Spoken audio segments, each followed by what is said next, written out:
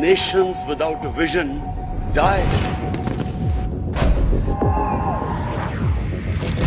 Assalamu alaikum friends, my name is Riaz and in this episode I'm going to talk about that why Pakistan is collapsing. The country is on the brink of collapse. The economic situation in Pakistan has gone from bad to worse. क्या लोगों के पास पैसा नहीं है, महंगाई है, खाने का पैसा नहीं है लोगों के पास। लोग ये खुदकशी करेंगे, चोरी करेंगे, डाका डालेंगे, क्या करेंगे और मजबूरी है। पर क्या आपको पता है एक जमाना था जब पूरी दुनिया पाकिस्तान को एशिया का रोल मॉडल कहती थी। This is the contrasting picture of a growing new country, Pakistan.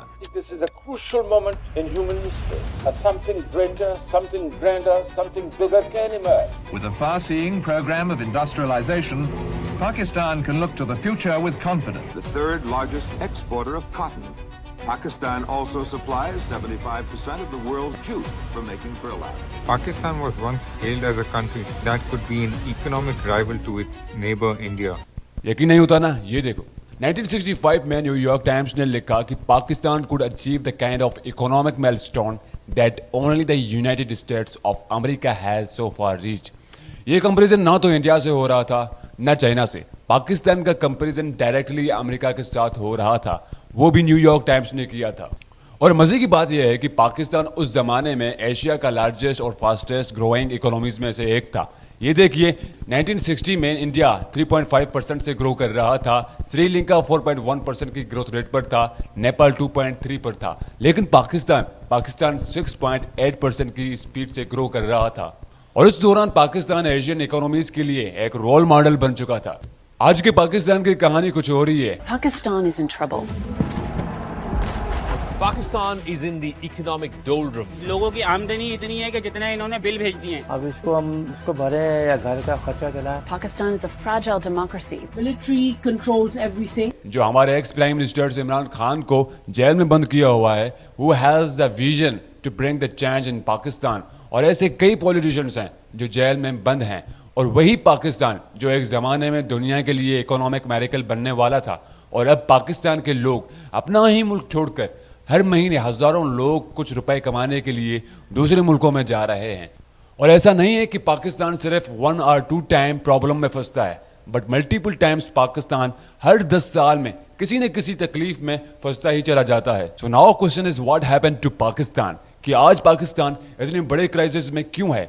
1960 में इतनी अच्छी डेवलपमेंट करने के बावजूद भी आज पाकिस्तान वो IMF से लोन क्यों लेना पड़ रहा है, और पाकिस्तान के इस क्राइसिस से हम क्या सीख सकते हैं, जानेंगे आज के इस एपिसोड में। Now listen, Pakistan biggest problem is military rule. Just think 15 अगस्त 1947 तक इंडिया और पाकिस्तान दोनों ही आजाद हुए। दोनों के पास गरीबी थी, नई सरकार थी और अंग्रेजों की बनाई हुई फौज थी, लेकिन 75 साल बाद इंडिया में फौज मुल्क की हिफाजत करती है और पाकिस्तान आर्मी मुल्क पे राज करती है। दुनिया में एक ऐसा वाहिद मुल्क है पाकिस्तान जिसकी आर्मी रिच है और स्टेबल भी है।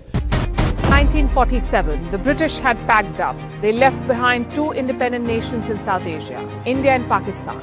Both had to start from scratch. Back then, both nations had the same goal, to become a democracy. Pakistan Army officially running the country. The Pakistani Army meddles in the country's political affairs, also runs a business empire. Pakistan is a poor nation with a rich army. More than 20% of Pakistan's annual budget goes to the military. Pakistan's failed tryst with democracy over 70 years in the making.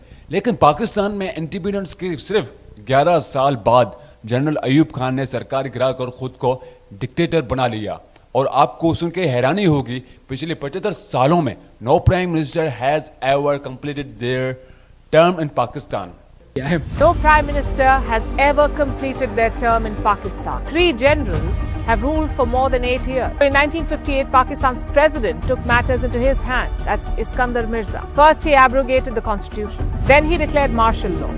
Enter General Ayub Khan, Pakistan's army chief back then. During martial law, he took charge. He became the president of Pakistan. Ayub Khan would rule until the late 1960s. Again, no general elections. It was a military dictatorship. और जो 23 लोग prime minister बने, या तो किसी को army ने हटा दिया, किसी को कोर्ट ने डिस्क्वालीफाई कर दिया, किसी की गवर्नमेंट खुद ही गिर गई, या किसी को मार दिया गया। तो सवाल यह है कि पाकिस्तान की सरकार इतनी अनस्टेबल क्यों है। पाकिस्तान के कॉन्स्टिट्यूशन की सबसे बड़ी गलती है डॉक्ट्रिन ऑफ नेसेसिटी। इसका मतलब यह है कि अगर फौज या कोई डिक्टेटर ने कॉन्स्टिट्यूशन तोड़ा हो, लेकिन अगर उसने ये प्रूव कर दिया कोर्ट में कि उसके एक्शंस मुल्क की बचाने के लिए थे, जो उसे लीगल प्रोटेक्शन मिल सकती है, और अगर ये बात कोर्ट ने एक्सेप्ट कर ली तो उससे डिक्टेटर के सारे एक्शंस को लीगल माना जाएगा। तो आप समझ रहे हो ना, अगर कोई डिक्टेटर कॉन्स्टिट्यूशन को तोड़ भी दे तो उससे कोई फर्क नहीं पड़ता, क्योंकि वो अपने एक्शंस को मुल्क के लिए जरूरी हमेशा साबित कर सकता है। अब इसे हुआ क्या, 1956 में पाकिस्तान का पहला कॉन्स्टिट्यूशन बना और 1958 में प्रेसिडेंट मिर्जा ने कॉन्स्टिट्यूशन सस्पेंड करके जनरल अयूब खान को मार्शल लॉ लगाने बोला, लेकिन सिर्फ 20 दिन बाद अयूब खान ने मिर्जा को हटाकर खुद को प्रेसिडेंट घोषित कर दिया और हमारी पाकिस्तानी आर्मी ने सरकार को टेक ओवर कर लिया। In 1958, the army took over. Pakistan democracy was recently the starting point of the first major campaign by President Ayub Khan and his new military regime. People were frustrated. They felt that there's a perfectly good people, good country being ruined.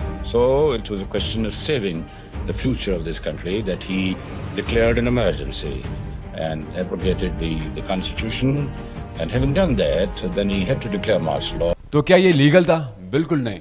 Constitution suspend करना unconstitutional था, martial law लगाना illegal था और army take over democracy के खिलाफ था। इसी doctrine of necessity को इस्तेमाल करके 1977 में जनरल जियाउल हक, 1999 में परवेज मुशर्रफ डिक्टेटर बने, और इसीलिए दोस्तों पाकिस्तान की पॉलिटिक्स में प्रोग्रेस कम और डर का माहौल ज्यादा होता है। अब दोस्तों, जब फौज मुल्क पे राज करती है तो सिर्फ डेमोक्रेसी नहीं, मुल्क की प्रोग्रेस भी थम जाती है, क्योंकि जो मुल्क पॉलिटिक्स की बजाय पावर में उलझा हुआ हो वो प्रोग्रेस कैसे करेगा, या फिर इन्वेस्टर अपना पैसा क्यों इन्वेस्ट करेगा। और इसके बाद पाकिस्तान ने क्या किया, वो चले गए चाइना के पास और चाइना निकला विलचुअर। Foreign reserves are running out. The currency is losing its value. Inflation is growing. Imports are dwindling. Pakistan's Prime Minister Imran Khan is having sleepless nights. Islamabad has decided to do what it does best: borrow more money. From whom? The Chinese. Who else? Imran Khan is now seeking a $2.7 billion loan from Beijing for the ambitious China-Pakistan Economic Corridor project. मुल्क का जो future है ना वो China के साथ, ये clear हो। सीपैक उसका एक बहुत बड़ा सीपैक उसका एक बहुत बड़ा हिस्सा है। चाइना ने हाई इंटरेस्ट लोन्स देकर पाकिस्तान के गवादर पोर्ट से लेके पावर प्लांट्स तक कई सारे एसेट्स पर कब्जा कर लिया, और देखते ही देखते पाकिस्तान चाइना के सामने पावरलेस हो गया। और कुछ सालों में पता चला कि डेवलपमेंट तो दूर की बात है, पाकिस्तान चाइना के कर्ज में डूबता ही जा रहा है। तो सवाल ये है, इन सारे प्रॉब्लम्स के बीच पाकिस्तान के लीडर्स ने कुछ किया क्यों नहीं? वेल दोस्तों, कई लोगों ने कोशिश की, लेकिन पता है प्रॉब्लम क्या है? पाकिस्तान के सबसे बड़े दुश्मन ना टेररिस्ट हैं, ना चाइना है, ना अमेरिका। पाकिस्तान के सबसे बड़े दुश्मन हैं हमारे अपने पॉलिटिशियंस, क्योंकि ये पॉलिटिशियंस गवर्नेंस से ज्यादा पावर को रखने पर फोकस थे। और जैसे कि मैंने कहा, पाकिस्तान में एक भी प्राइम मिनिस्टर ऐसा नहीं जिसने अपना पूरा टर्म कंप्लीट किया हो। तो जब सरकार इतनी जल्दी गिरती रहती है तो क्या होता है? पार्टी के लीडर्स गवर्नेंस और डेवलपमेंट के लिए नहीं, अवाम को खुश रखने के लिए ज्यादा काम करते हैं, क्योंकि अगर अवाम को खुश रखेंगे तो उन्हें वोट्स ज्यादा मिलेंगे। अब सुनिए कितने लॉजिकल टैक्टिक्स हैं। पाकिस्तान जब कर्ज में डूब रहा था, इमरान खान ने फ्री इलेक्ट्रिसिटी देने का ऐलान किया। क्यों? क्योंकि इससे वोटर्स खुश होते हैं। लेकिन एक तरफ जहां वोटर्स पॉलिटिशियंस को अपना सब कुछ मान रहे थे, दूसरी तरफ पाकिस्तान को ये इतना महंगा पड़ रहा था कि सरकार को 2.45 बिलियन का बिल भरना पड़ा। उसके बाद इमरान खान ने 2.1 की सब्सिडी अनाउंस की पेट्रोल पर और 51 की सब्सिडी अनाउंस की डीजल पर। तो ऑब्वियसली इन सारी सब्सिडीज की वजह से अवाम खुश हो गई। और हैरानी की बात यह है कि एक तरफ इमरान खान 48,000 करोड़ सब्सिडी में उड़ा रहे थे, वही दूसरी तरफ वो IMF से पैसे मांग रहे थे। तो IMF बोला, भाई साहब पहले ये सब्सिडी में पैसे वेस्ट करना बंद करो, उसके बाद बेल आउट की बात करते हैं। और फिर क्या हुआ? इमरान खान को आउट किया गया। उसके बाद शहबाज शरीफ को जबरदस्ती सब्सिडी हटानी पड़ी, और जैसे ही सब्सिडी हटाई गई पेट्रोल प्राइसेस आसमान छूने लगे, इलेक्ट्रिसिटी प्राइसेस बढ़ने लगे और महंगाई बढ़ने लगी, और महंगाई की बढ़ने से लोग और गरीब होने लगे। The economic crisis in Pakistan has led to food insecurity. Prices of basic commodities have been doubled. Inflation is at an all-time high in Pakistan. The rupee is at an all-time low. Because of the electricity prices that seem to have gone through the roof and the protest against the high taxes on electricity bills. Pakistan's economic crisis is not just about its foreign exchange reserves. The crisis impacts the day-to-day lives of its citizens as well. From wheat to pulses to flour, prices of all of these essential items are on the rise. यहीं से शुरू हुई दोस्तों पाकिस्तान की inflation problem, और India की तरह पाकिस्तानी रुपी भी डिप्रिशिएट होता रहता है क्योंकि पाकिस्तान भी ट्रेड डेफिसिट पर चलता है, जिससे महंगाई और बढ़ जाती है। तो दोस्तों हमें इससे ये सीखने को मिला कि a country without stability is a business without vision. जब पाकिस्तान में मिलिट्री ने कंट्रोल लिया, डेमोक्रेसी को मार दिया गया, जिसकी वजह से स्टेबिलिटी चली गई। मिलिट्री रूल ने पॉलिटिक्स को एक जोश में बदल दिया और किसी भी लॉन्ग टर्म ग्रोथ को इम्पॉसिबल बना दिया। जब लीडर्स अनस्टेबल हो तो बिजनेस भी शॉर्ट टर्म थिंकिंग में ही फंस जाता है। इसीलिए दोस्तों स्टेबिलिटी सबसे ज्यादा जरूरी है। दोस्तों पाकिस्तान ने अपने स्ट्रेटेजिक रिलेशनशिप को गलत तरीके से हैंडल किया और फिर चाइना से हाई इंटरेस्ट लोन्स लेकर सोचा कि जल्दी पैसे मिलेंगे, राइट? लेकिन हुआ क्या? बस इससे मुल्क का नाम खराब हुआ और मुल्क की प्रोग्रेस भी थम गई। और दूसरी बात, instant gratification always leads to long term pain. दोस्तों पाकिस्तानी पॉलिटिशियंस ने इलेक्शंस जीतने के लिए फ्री इलेक्ट्रिसिटी, चीप पेट्रोल और सब्सिडीज जैसे चीप स्टंट्स खेले, लेकिन इन डिसीजंस ने पाकिस्तान की इकोनॉमी को बर्बाद कर दिया।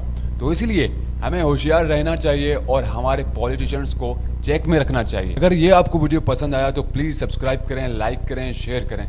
जज़ाकल्लाह, see you soon in the next video. Bye bye.